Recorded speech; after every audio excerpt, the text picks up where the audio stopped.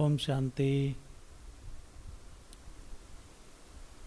आज हम इस विषय पर चर्चा करेंगे कि स्वस्थिति से परिस्थितियों पर कैसे विजय प्राप्त की जा सकती है।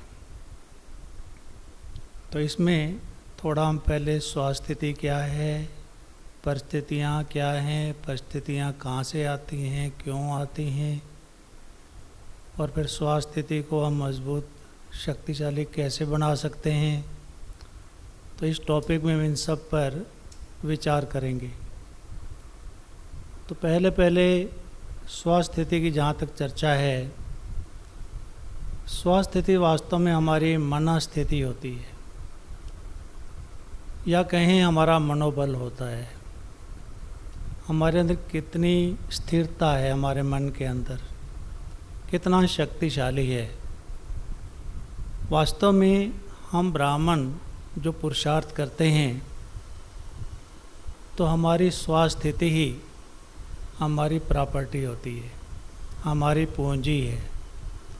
हम जो पुरुषार्थ करते हैं, वास्तव में उसमें ये देखा जाता है कि हमारी स्थिति कितनी स्थिर रहती है, अचल अडोल रहती है। परिस्थितियाँ आई, परंतु हम कहाँ तक ऐसे रहे। तो ये भी देखा जाता है स्वस्थिति के अंतर्गत कि हम परिस्थितियों के टाइम पर कितना अचल और अडोल रहे, उनसे हम विचलित नहीं हुए। तो इसीलिए मालूम पड़ता है कि हम कहाँ तक ज्ञानी तो आत्मा बने हैं, योगी तो आत्मा बने हैं। कहलाने को तो हम कहलाते हैं, परंतु ये परिस्थितियाँ ही हमारे को जब उनको से फेस करते हैं और उनको ओवरकम करते हैं, तो हमें मालूम पड़ता है कि हमारी स्थिति कैसी है, कहाँ तक हमने अपनी स्थिति शक्तिशाली बनाई है। और वैसे भी अगर हम स्वस्थिति शब्द को ब्रेक करें, तो इसमें स्व प्लस स्थिति अलग अलग हो जाते हैं। तो स्व का मतलब होता है मैं आत्मा, और परिस्थितियों के टाइम पर मेरी स्थिति कैसी रही, तो ये स्वस्थिति कहलाती है। स्थितियों ने मेरी स्थिति को, परिस्थितियों ने विचलित नहीं किया, तो हम कहेंगे मेरी स्थिति बहुत अच्छी है, ऐसा कहा भी जाता है।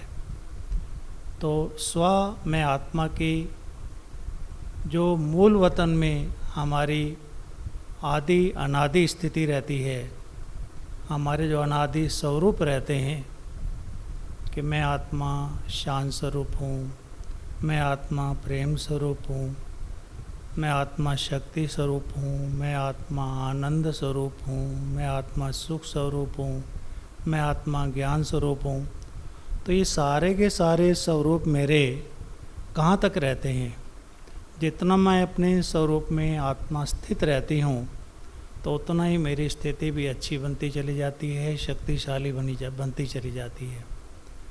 तो मुझे टैली करना है अपनी स्थिति को, वर्तमान स्थिति मेरी कैसी है, जो मेरे स्वरूप हैं ओरिजिनल स्वरूप, उन स्वरूप से कहाँ तक मेरी स्थिति मैच करती है। इसी प्रकार से हम देखते हैं परिस्थितियाँ क्या हैं। अगर इसको हम देखें तो परिस्थिति का सीधा सीधा अर्थ होता है परिस्थिति।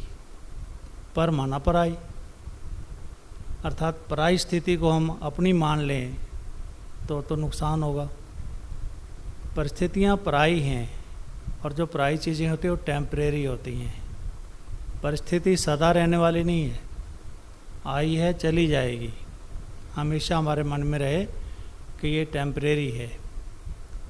तो हमें परिस्थितियों को सामना करना है, उसके लिए हमें भिन्न भिन्न शक्तियाँ चाहिए होती हैं। सहन शक्ति भी चाहिए, सामना करने की भी शक्ति चाहिए, फेस करने की शक्ति जिसे कहते हैं, अंतर्मुखता की शक्ति भी चाहिए। तो ये भिन्न भिन्न शक्तियाँ जो हैं, हमें परिस्थितियों पर विजय प्राप्त करने में सहयोगी बनती हैं। पर हमने इन शक्तियों का स्टॉक कितना जमा किया है, अपने अंदर कितना भरा है, कहाँ तक हम शक्तिशाली बने हैं, देखना ये है। तभी हम परिस्थितियों को ओवरकम कर सकेंगे। तो ऐसे हम देखते हैं कि परिस्थितियाँ आती कहाँ से हैं। परिस्थितियाँ अगर हम विचार करें तो कभी कभी हमें शारीरिक कष्ट हो जाते हैं, शारीरिक बीमारियां आ जाती हैं, तो भी कहते हैं ये परिस्थिति आ गई मेरे सामने शारीरिक बीमारियों के रूप में। कभी हम कहते हैं कि देह के संबंधियों की तरफ से परिस्थितियां आ जाती हैं, क्योंकि देह के जितने भी हमारे मित्र संबंधी आदि हैं, हमें उन सब को संतुष्ट करना होता है। अब सबके संस्कार स्वभाव अलग अलग होते हैं, तो उनको कैसे संतुष्ट करें। या फिर कभी कभी होता है देह की प्राप्तियाँ। हम सभी क्या चाहते हैं कि भिन्न भिन्न हमारी आशाएं होती हैं, लालसाएं होती हैं, उनको हम चाहते हैं मुझे ये भी चाहिए, मुझे ये भी चाहिए, मुझे ये भी चाहिए। तो इस देह से संबंधित जो पदार्थ हैं, उनके कारण भी हमारे रास्ते में परिस्थितियाँ पैदा हो जाती हैं। तो ये परिस्थितियाँ भिन्न भिन्न रूपों में आती हैं, देह से, देह के संबंधों से, देह के पदार्थों से, आदि आदि और भी कई कारण हो सकते हैं जो ये हमारे लिए परिस्थिति बनकर आते हैं। पर हमें हमेशा ये ध्यान में रहे, परिस्थिति ये पर है, पराई है, टेम्परेरी है, ये सदा रहने वाली नहीं है, आई है चली जाएगी। परंतु मेरी स्वास्थ्य जो है वो मेरी है, वो परमानेंट रहने वाली है मेरे साथ। तो मुझे अपनी स्वास्थ्य स्थिति को शक्तिशाली बनाना होता है, और उसके लिए बार बार हम क्या करें। जैसे हमारा विषय है कि स्वास्थ्य से परिस्थिति को विजय कैसे प्राप्त करें, तो इसमें हमें देखना है कि हमने अपनी लाइफ को ज्ञान और योग से कहाँ तक परिपूर्ण किया है। ये ज्ञान और योग हमारे जीवन में कहाँ तक उतर गए हैं, कहाँ तक परिस्थितियाँ आने पर मैं शांत रह सकता हूँ, मुझे कोई विचलित नहीं करेगा, मेरे मार्ग से भटकाएगा नहीं, कहाँ तक मैं सहन कर सकता हूँ, कहाँ तक मैं शक्तिशाली होकर के उनको फेस कर सकता हूँ, कहाँ तक मेरी स्थिति अंतर्मुखी बनी है, कहीं मुझे धैर्य से काम लेना होता है तो कितना मैं धीरज धारण करता हूँ। ऐसे ऐसे बहुत सारी बातें हैं, बहुत सारी शक्तियाँ हैं जिनकी हमें परिस्थितियों को ओवरकम करने के लिए ज़रूरत पड़ती है। तो अब हम देखेंगे कि आपने देखा होगा बाबा हमेशा मुरलियों में कहते हैं कि बच्चे अंतर्मुखी बन जाओ, अंतर्मुखी सदा सुखी। तो ये अभ्यास हमने कहाँ तक किया है, हम कहाँ तक अंतर्मुखी रहते हैं। अपने आप से पूछें कि मेरी स्थिति अंतर्मुखी कहाँ तक रहती है। अंतर्मुखी माना ही शांत रहना, अंतर्मुखी माना ही परिस्थितियों से विचलित नहीं होना, अंतर्मुखी माना ही वातावरण से प्रभावित नहीं होना। तो वो अंतर्मुखी होता है, अर्थात जिसका ध्यान अंतर में आत्मा के उत्थान में लगा हुआ होता है। तो अब हम देखें कि हम, जैसे एग्जाम्पल दिया जाता है कि कछुआ जो है वो हमेशा अंतर्मुखी होता है। और आजकल तो मैं देखता हूँ कि कई लोग जो हैं अपने घरों के अंदर कोई कांच का, कोई मेटल का कछुआ ला करके अपने ड्राइंग रूम में रखते हैं, सजा कर रखते हैं, शोकेस में रखते हैं। एक से मैंने पूछ भी लिया कि ये क्या है, तो ये उनको नहीं पता, पर ये कहते हैं ये शुभ माना जाता है इसलिए हमने रखा हुआ है। तो फिर मैंने बताया कि वास्तव में ये कछुआ अंतर्मुखता का प्रतीक होता है। कछुआ जब आवश्यकता होती है तो अपने अंगों को अपने अंदर विड्रा कर लेता है। विड्रा करने की शक्ति, समेट लेने की शक्ति कछुए में होती है। और कछुआ कभी शोर नहीं मचाता, कछुआ हमेशा शांत रहता है, उसके चारों तरफ एकदम जैसे शांति छाई रहती है, और यहाँ तक कि हलचल भी नहीं करता।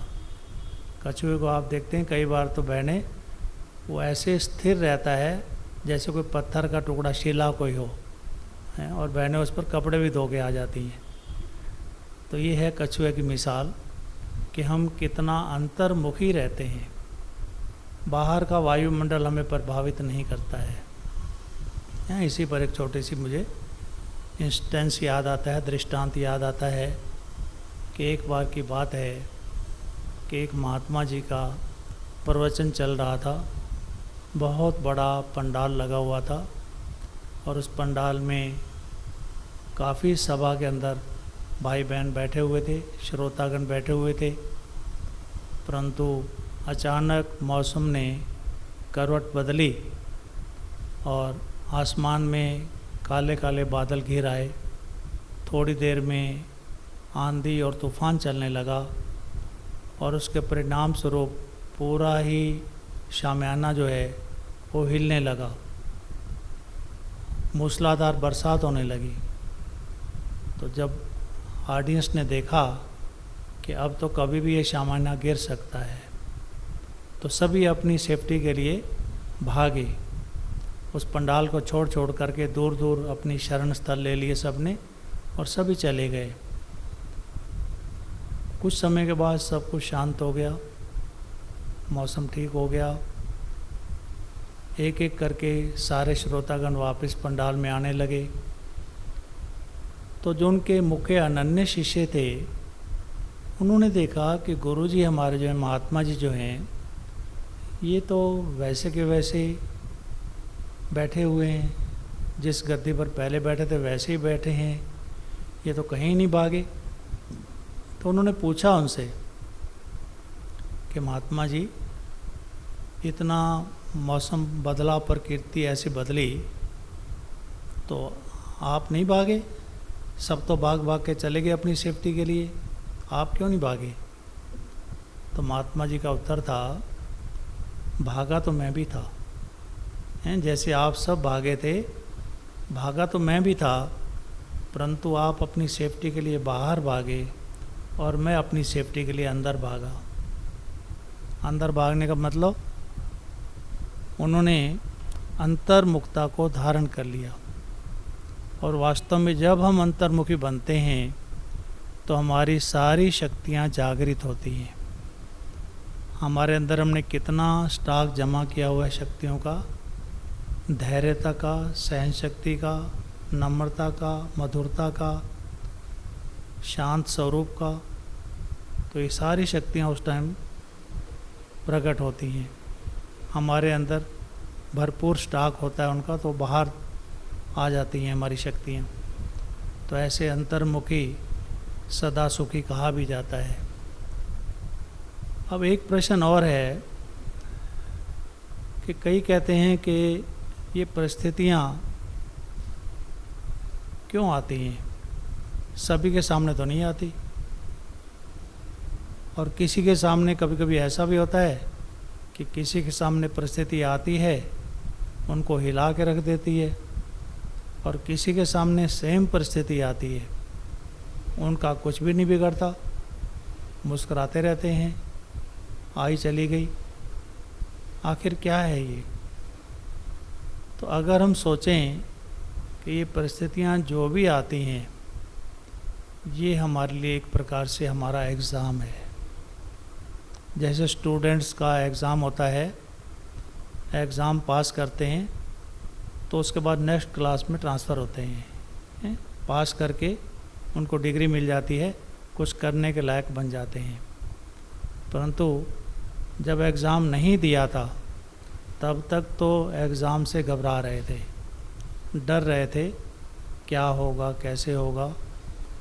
एग्ज़ाम से सब घबराते हैं, ऐसी कोई बात नहीं है।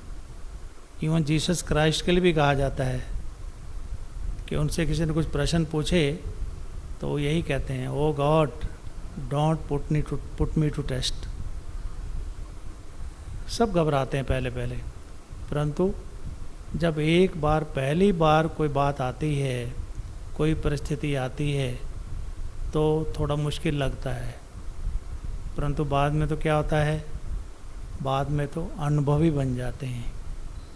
और जब अनुभवी बन जाते हैं फिर तो कोई प्रॉब्लम ही नहीं है।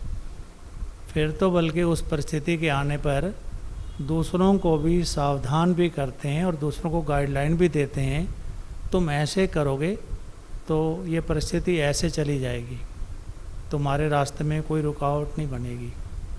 तो इसलिए परिस्थितियों को हमने ओवरकम करना है, ना कि उनसे घबराना है। परिस्थितियों का वेलकम करना है। हमेशा अंदर एक ख्याल रहे कि ये परिस्थिति आई है तो मुझे आगे बढ़ाने के लिए आई है, इसमें इसके पीछे मेरा उत्थान छिपा हुआ है। ये तो मेरी स्थिति का टेस्ट लेने के लिए आई है कि मैंने कहाँ तक अपने अंदर ज्ञान और योग को धारण किया है, कहाँ तक मैंने अपनी स्थिति को ज्ञानी तो आत्मा, योगी तो आत्मा बनाया है। ऐसा इन परिस्थितियों से जजमेंट होती है। फिर आगे आता है एक प्रश्न है कि हम क्या ऐसा पुरुषार्थ करें जिससे हमारी स्वास्थ्य स्थिति बहुत अच्छी बन जाए, हमारे अंदर शक्तियों का स्टॉक इकट्ठा हो जाए। उसके लिए व्यक्तिगत पुरुषार्थ क्या किया जाए? तो ये सबका अलग होता है पुरुषार्थ। तो सभी अलग अलग मेहनत करते हैं, सभी का अलग अलग चिंतन भी होता है, पर फिर भी कुछ बातों पर अगर हम ध्यान देंगे तो निश्चय ही हमारी स्थिति बहुत अच्छी बन सकती है, बहुत अच्छी रह सकती है। अगर हमें सबसे पहली बात, मुझे कौन मिला है? कौन मिला है माना सर्वशक्तिवान जो है वो मेरा साथी है, मुझे उसकी कंपनी मिली है, उसको मैंने अपना कंपेनियन बना लिया है, उसके हाथ में मैंने अपना हाथ दे दिया है। वो सर्वसमर्थ है, सर्वशक्तिवान है। जब उसका मेरे साथ है, जब वो मेरे साथ है, तो मुझे घबराने की तो कोई बात ही नहीं है। परिस्थिति कैसी भी बड़ी से बड़ी आएगी, परंतु मेरा साथी कौन है? उसके सहयोग से, जो ये हमेशा कहता है घबराओ मत, मैं बैठा हूँ, तुम मुझे बुलाओगे, मैं तुम्हारी मदद के लिए 1000 भुजाओं के साथ दौड़ा चला आऊँगा। तो जब उसका साथ है तो मुझे घबराने की क्या बात है? ऐसे ही इससे क्या होगा, इस चिंतन से, जैसे आज की मुरली के अंदर आज का वरदान भी यही था। वरदान में बाबा ने कहा तुम्हें कौन मिला है? तो बाप की फिर उससे क्या प्राप्तियां हुई हैं, उन प्राप्तियों की अगर हम लिस्ट बनाएं और उस लिस्ट को बार बार देखते रहें तो आप देखेंगे क्या होगा। आप टैली करेंगे कि सचमुच जो है मेरे पास तो बहुत बड़ा स्टॉक हो गया है, और ये प्राप्तियां मेरी टेम्परेरी नहीं है, ये स्थायी हैं, अडोल हैं, अचल हैं, मेरे साथ रहने वाली हैं। ये प्राप्तियां मुझे भविष्य में भी मेरे साथ चलने वाली हैं। तो इस प्रकार से जब वो प्राप्तियां अचल अडोल हैं, कुछ मेरे से छीनने वाला नहीं है, तो उससे मेरी स्थिति भी अचल और अडोल रहती है।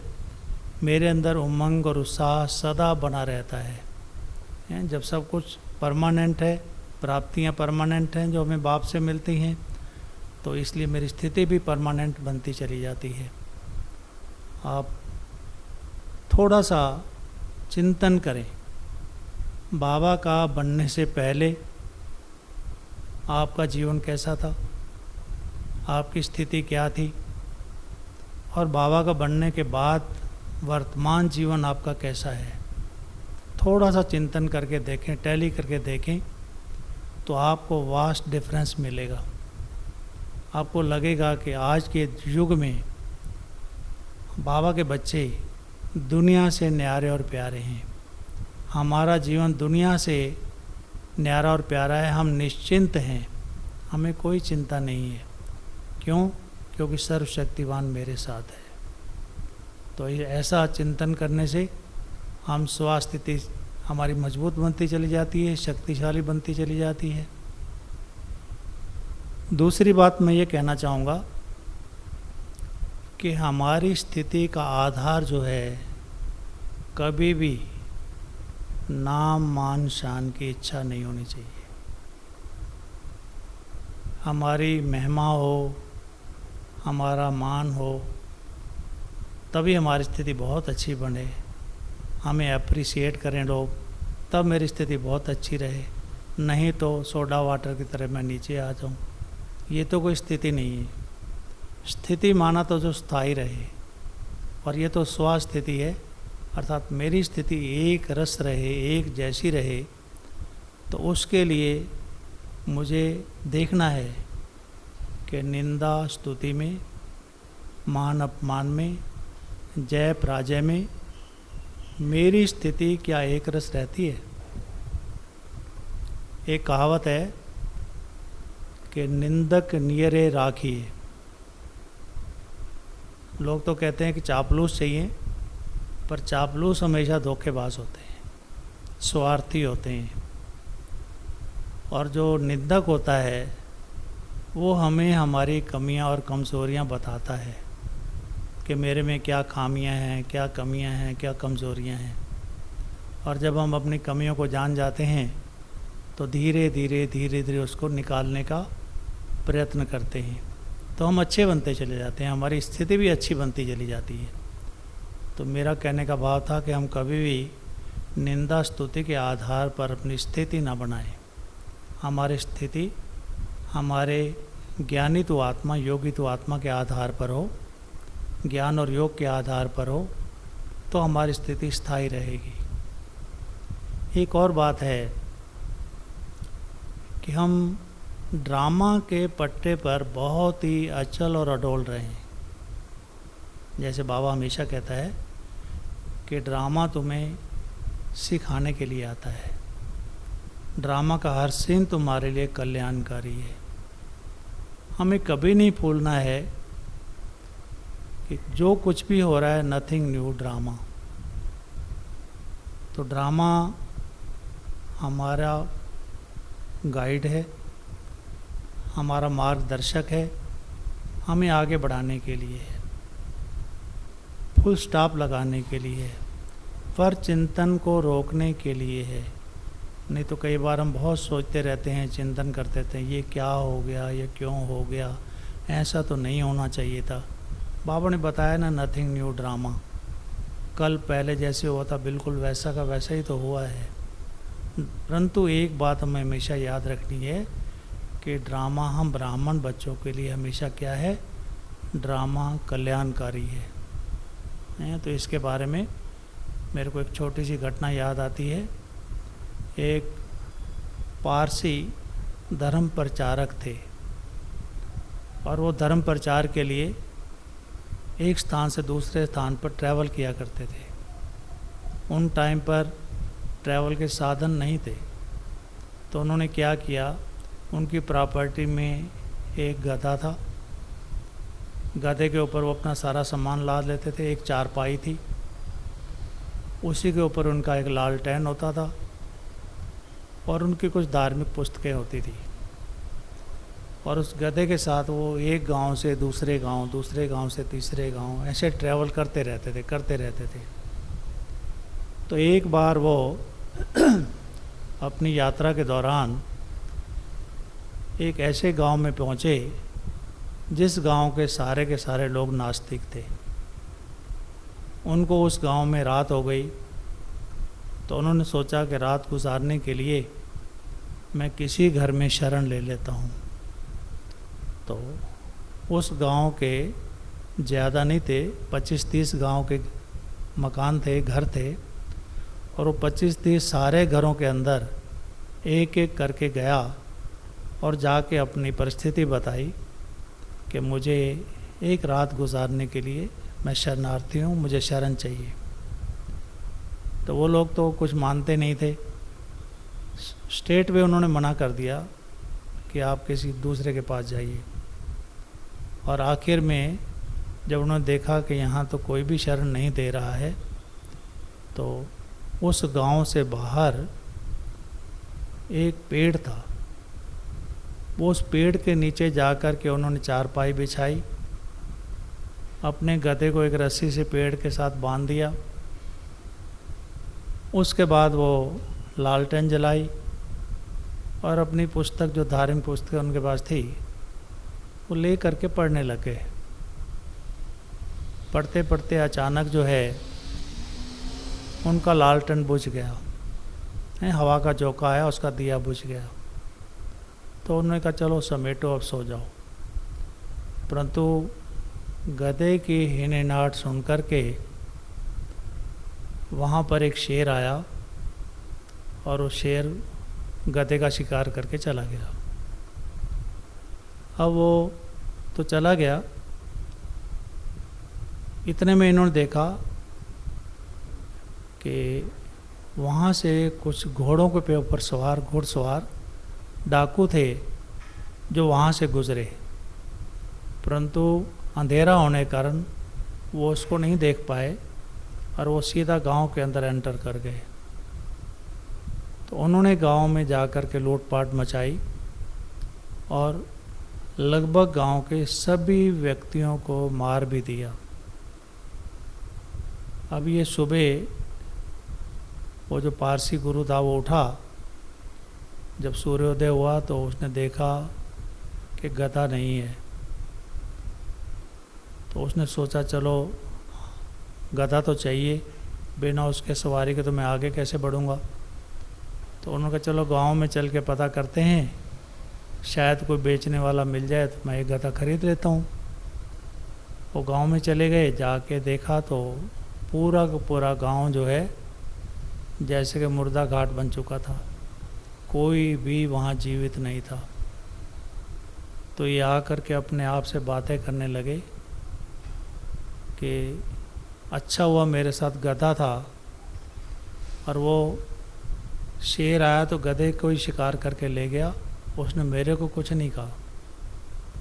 फिर वो कहते हैं कि अच्छा हुआ इन गांव वालों ने मेरे को शरण नहीं दी, अगर वो शरण दे देते तो जैसे उनका हत्याकांड हो गया है मैं भी कहाँ बचता, मेरे को भी मार जाते डाकू।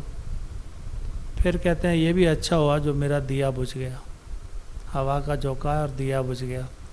दिया बुझ गया तो इसलिए चोरों को मैं दिखाई भी नहीं दिया।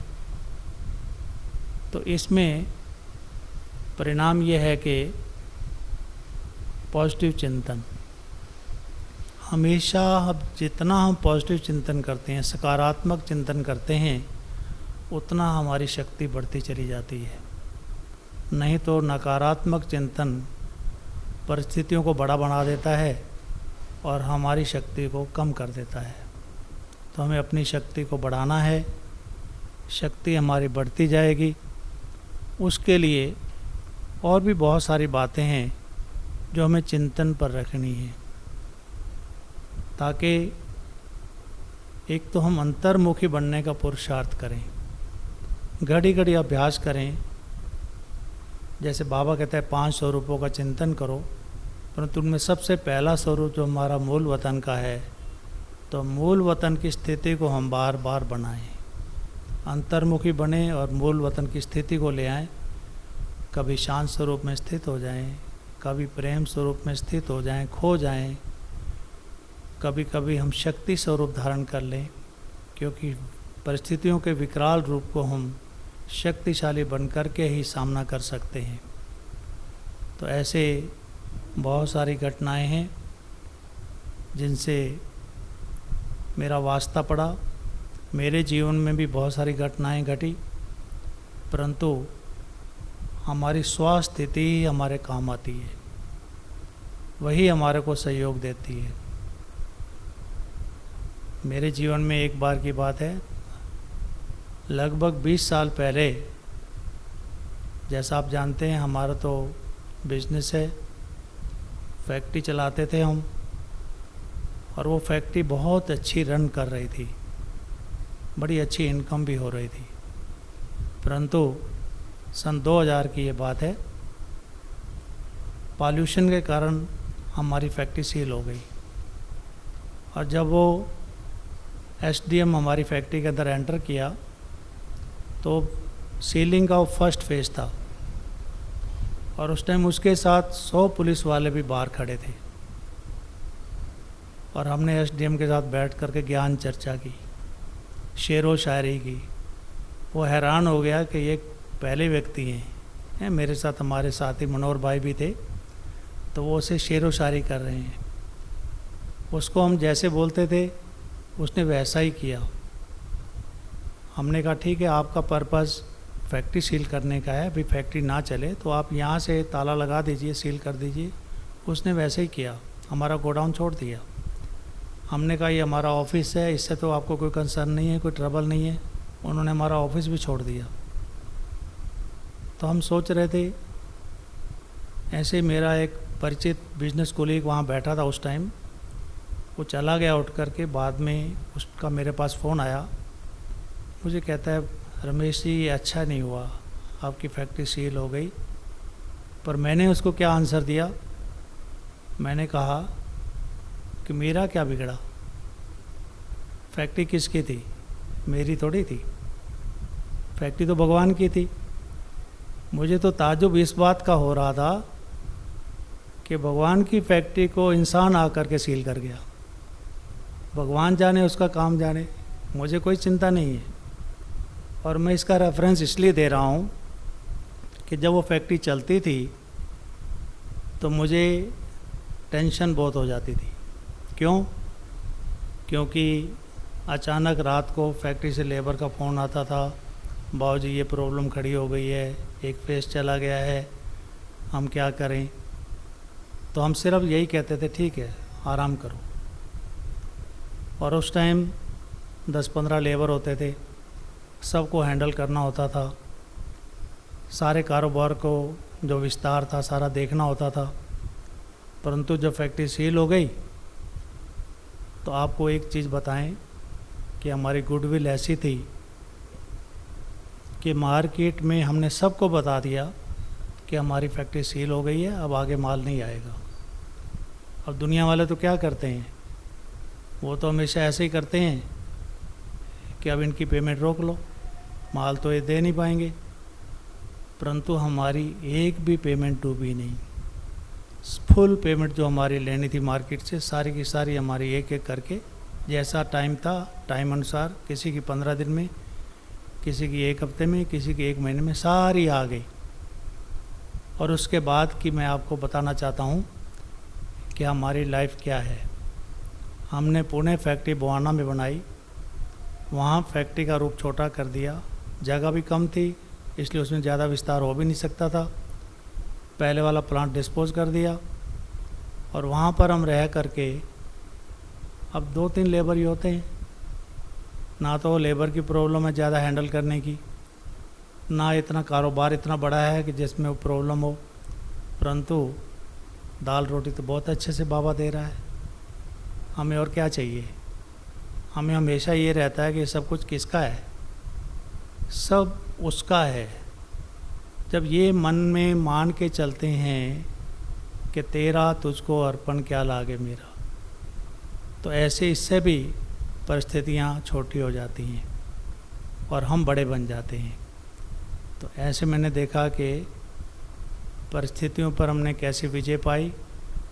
बाबा को साथी बना करके, हाथ में हाथ दे करके चले तो परिस्थितियों पर हम विजयी बन गए। और भी बहुत सारी बातें हैं।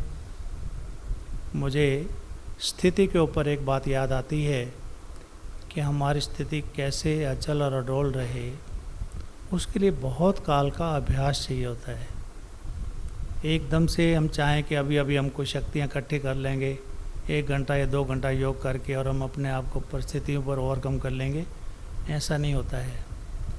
हमें बहुत काल की मेहनत करनी होती है, अपने ऊपर अपनी स्थिति बनानी होती है। शांत रहना, धैर्य से काम लेना, धीरज रखना, सहनशील बनना, नम्रचित बनना, अपने व्यवहार में श्रेष्ठता ले आना, ये छोटी छोटी बातें हैं जिस पर हमें बार बार ध्यान देना होता है। तो ऐसे मेरे साथ भी एक एग्ज़ाम्पल है। एक बार की बात है कि महात्मा बुद्ध कहीं प्रवचन कर रहे थे और उस प्रवचन में बीच में अचानक एक व्यक्ति आया और वो बहुत ही गाली गलौज देने लग गया, बहुत चिल्लाने लग गया, तुम कपटी हो, तुम झूठे हो, तुम फ्रॉड हो, मतलब जैसे ऐसे ऐसे उनका निंदा करने लग गया, तुम लोगों को ठगते हो। तो परंतु वो जितना बोलता रहा, महात्मा बुद्ध की स्थिति जो थी वो एक रस रही। उन्होंने कोई प्रतिक्रिया नहीं की। जिसकी स्थिति अच्छी होती है वो परिस्थितियों के टाइम पर कोई कुछ बोल भी देता है तो प्रतिक्रिया नहीं करते हैं, खाली वो साक्षी होकर के अपना पार्ट बजाते हैं। तो ऐसे ही महात्मा बुद्ध साक्षी होकर के जैसे उसको सुनते रहे और वो सुना करके चला गया। शाम को महात्मा बुद्ध वो स्थान छोड़ करके अगले गांव में चले गए। अब उस व्यक्ति ने घर में जा कर के जब सोचा कि कैसा व्यक्ति था जिसको मैंने इतना अपमान किया, इतना उसको गाली गलौज दिया, इतना, उसके बावजूद भी उसने कोई रिएक्ट नहीं किया। सचमुच ये कुछ पहुंची हुई आत्मा थी, मुझे इसके साथ ऐसा व्यवहार नहीं करना चाहिए था। अब उसको रियलाइज़ हुआ, तो रियलाइज़ होने पर वापस वो उस स्थान पर गया जहाँ पर प्रवचन चल रहा था, परंतु महात्मा बुद्ध तो जा चुके थे। उसके बाद उसने जब पूछा कि वो कहाँ मिलेंगे, तो उन्होंने कहा अगले गांव में चले गए। उनका पीछा करते करते अगले दिन वो अगले गांव में पहुंच गया और वहाँ भी सचमुच महात्मा बुद्ध जो है अपना प्रवचन कर रहे थे, उनका सत्संग चल रहा था। और उनके पास जाकर सन्मुख जाकर के माफ़ी मांगता है, तो कहते हैं भाई तुम कौन हो? महात्मा बुद्ध से पूछते हैं भाई मैंने आपको पहचाना नहीं, आप कौन हो, किस प्रकार की माफ़ी मांग रहे हो? कहता है कमाल है, कल की तो बात है, आप इतना जल्दी भूल गए। कल ही तो मैंने आपको कितना अपमान किया था, कितना गाली गलौज दिया था, आप पिछले उस गांव में प्रवचन कर रहे थे। तो महात्मा बुद्ध क्या कहते हैं, कल की बात कल गई। मैंने तो ली नहीं, तुमने दी थी पर मैंने तो ली नहीं कुछ भी, इसलिए मुझे तो कुछ फ़र्क नहीं पड़ता है। तो माफ़ी काहे की दूँ मैं तुम्हारे को, कोई माफ़ी तुम मांगने की ज़रूरत ही नहीं है तुम्हारे को। वो कहता नहीं मुझे माफ़ कर दो, उसके चरणों में पड़ गया। तो महात्मा बुद्ध ने उसको उठा करके गले से लगाया और एक दिन वही फिर उनका पक्का फॉलोअर बन गया। तो ये परिस्थितियाँ आएंगी, अपना रूप दिखाएंगी, विकराल रूप भी दिखाएंगी, परंतु हमारी स्वास्थ्य कहाँ तक श्रेष्ठ बनी है, शक्तिशाली बनी है, ध्यान इस पर देना है। ऐसे ही मुझे याद आता है, मैं तो पटेल नगर का स्टूडेंट रहा हूँ, 10 साल तक मैंने वहाँ क्लासेस की हैं। और मैं जब क्लास में जाया करता था तो वहाँ एक स्लोगन लगा हुआ था जो मैं अक्सर पढ़ा करता था। और वो स्लोगन क्या था? स्लोगन ये था, अपने आप नू संभाल तैनू चोर नाल की, अपनी गठरी संभाल तैनू होर नाल की। अपने आप नू संभाल तैनू होर नाल की, अपनी गठड़ी संभाल तैनू चोर नाल की। तो मुझे याद आता है कि सचमुच इसमें कितनी गहराई छिपी हुई है। हमारी अवस्था ही तो हमारी गठड़ी है, हमें अपने आप को संभालना है, हमें किसी को नहीं देखना। देखना है तो ओनली किसको? सी मदर सी फादर। मुझे माता पिता को देखना है, उन्हीं को फॉलो करना है। और अपनी गठड़ी क्या है? मेरी स्थिति है, मुझे अपनी स्वास्थ्य स्थिति को संभाल के रखना है। जितना मैं अपनी स्वास्थ्य स्थिति को संभालूंगा, परिस्थितियां मेरा कुछ नहीं बिगाड़ सकती और मैं अपने मार्ग पर हमेशा आगे से आगे बढ़ता जाऊंगा। परिस्थितियां मेरे मार्गदर्शक बन जाएंगी और मेरी स्वास्थ्य स्थिति ऊंचे से ऊंची बनती जाएगी। तो मुझे अपनी स्थिति पर ध्यान देना है, अपनी स्थिति की संभाल करनी है, अपनी स्थिति को शक्तिशाली बनाना है। ओम शांति।